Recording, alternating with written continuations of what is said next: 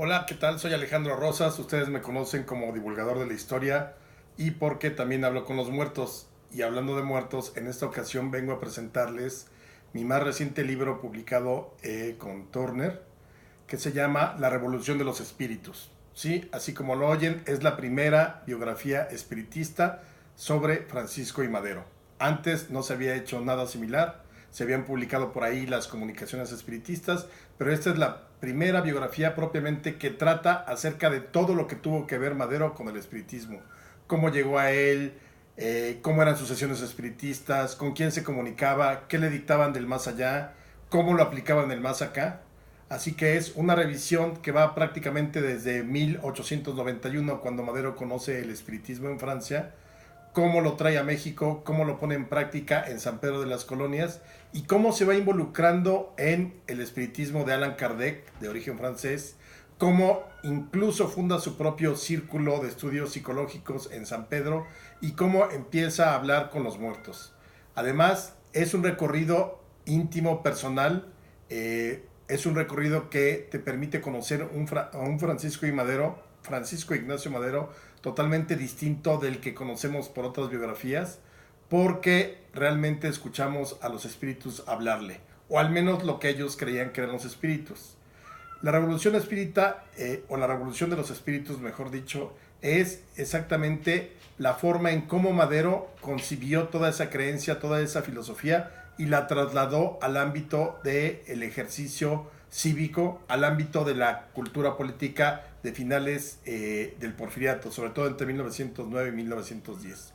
Podríamos decir que la revolución de los espíritus es una historia de fantasmas, pero una historia de fantasmas que se convirtió en realidad, o una historia de fantasmas que el propio Francisco I. Madero llevó a los hechos.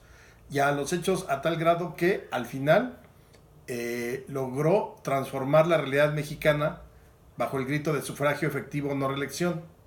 Para los que creen en la otra vida, para los que creen en la reencarnación, o para los escépticos, o para los que no creen, o para los ateos, eso no importa, las creencias no importan. Lo importante es que cualquiera se pueda acercar a este libro. Es un libro de divulgación histórica que propone una relectura de Madero, porque el espiritismo en Francisco y Madero no fue una anécdota. No es algo pasajero, no es algo del momento, sino realmente para entender a Francisco Ignacio Madero a más de 100 años de su sacrificio, hay que transitar por los espíritus, hay que transitar por el más allá, y la revolución de los espíritus es la ocasión perfecta para hacer esa primera aproximación, hacer ese tránsito hacia el más allá. Por cierto, ninguna de las comunicaciones espiritistas que recibió Madero hablan de cosas del más allá, no son nada del otro mundo, son mucho más normales de lo que uno piensa, y sin embargo quedaron para la posteridad. Y en la revolución de los espíritus yo me tomé la libertad de traer las principales comunicaciones de dos espíritus que lo siguieron y lo guiaron.